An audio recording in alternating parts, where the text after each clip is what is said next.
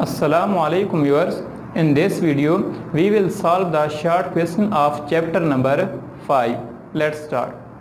पहला short question है what is diffusion? Explain with an example. Diffusion क्या होती है? Spontaneous mixing of molecules due to random motion and collision is called diffusion. diffusion की जो सादा सी एग्जाम्पल है वो है जब हम इंक को CI को किसके अंदर डालते हैं, पानी के अंदर, तो वो क्या होती है, ऐसा ऐसा होमोजिनाइज हो जाती है या होमोजीनियस मिक्सचर बना देती है। ये है डिफ्यूजन और उसकी एग्जाम्पल। नेक्स्ट है डिफाइन स्टैंडर्ड एटमॉस्फेरिक प्रेशर के स्टैंडर्ड एटमॉस्फेरिक प्रेशर क्या होता है? The pressure exerted by the 760 millimetre mercury column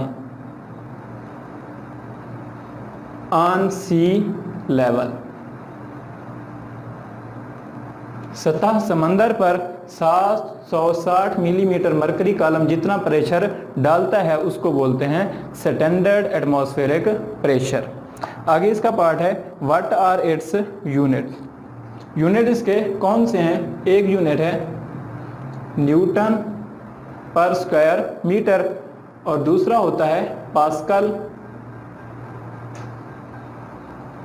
ये यूनिट है सिस्टम इंटरनेशनल यूनिट इसका। आगे है how it is related to pascal कि 1 न्यूटन मीटर पर square is equal to 1 pascal. मतलब एक ये हो तो ये इतना होगा, अगर ये कितना है 760 है तो ये क्या होगा 760 पास्कल के बराबर होगा। नेक्स्ट है why are the densities of gases lower than that of liquids कि गैसेस की डेंसिटी लिक्विड की निस्बत कम क्यों होती हैं? वजह क्या होती है? Empty spaces, large empty spaces between gas molecules. Gas molecules में क्या होती हैं? बहुत बड़े गैप होते हैं। मतलब अगर एक मॉलिक्यूल यहाँ पे है तो दूसरा यहाँ पे, मतलब एक दूसरे के दरमियान फासला इनका कितना होता है? 300 टाइम्स होता है। इसी वजह से ड्यू टू एम्प्टी स्पेसेस इनकी क्या होती है? डेंसिटी कम हो जाती है। और वाटर में क्या होते हैं? मॉलिक्यूल एक दूसरे से करीब करीब जुड़े होते हैं, इसलिए लिक्विड की डेंसिटी क्या होती है? ज़्यादा होती है। और गैसेस की डेंसिटी क्यों कम होती है? Due to empty spaces between molecules. आगे क्वेश्चन है what do you mean by evaporation. Evaporation से क्या मतलब है? इवापोरेशन क्या होता है? Spontaneous change of liquids into gas के लिक्विड का किस में चेंज होना? गैस में चेंज होना क्या कहलाता है? इवापोरेशन कहलाता है। How it is affected by surface area के सरफेस एरिया का सरफेस एरिया इस पे किस तरह से इफेक्ट करता है? हमने पढ़ा था factors affecting the rate of evaporation. तो क्या होता है? जितना सरफेस एरिया ज़्यादा होगा इवापोरेशन उतना ज़्यादा होगी, जितना सरफेस एरिया कम होगा उतना रेट ऑफ इवापोरेशन भी कम हो जाएगा। मतलब सरफेस एरिया और इवापोरेशन का क्या है? डायरेक्ट रिलेशन है। अगर एक बढ़ता है तो दूसरा भी बढ़ता है, एक कम हो तो दूसरा भी कम होता है।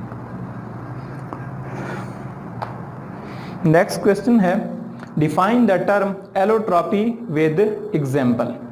एलोट्रॉपी की डेफिनेशन होती है the existence of elements in more than one form. मतलब एक एलिमेंट का एक से ज़्यादा फॉर्म में एग्जिस्ट करना क्या कहलाता है? एलोट्रॉपी, जिसको बहरूपियत भी बोलते हैं। मतलब एक शक्ल से ज़्यादा शक्लों में रहना एलिमेंट का क्या कहलाता है? बहरूपियत कहलाता है। एग्जाम्पल है इसकी oxygen and ozone, O2 and O3 क्या है? इसकी एग्जाम्पल है। नेक्स्ट क्वेश्चन है in which form sulphur exist at 100 celsius कि सल्फर 100 सेल्सियस में किस फॉर्म में एग्जिस्ट करता है? 100 डिग्री पे किस फॉर्म में होगा?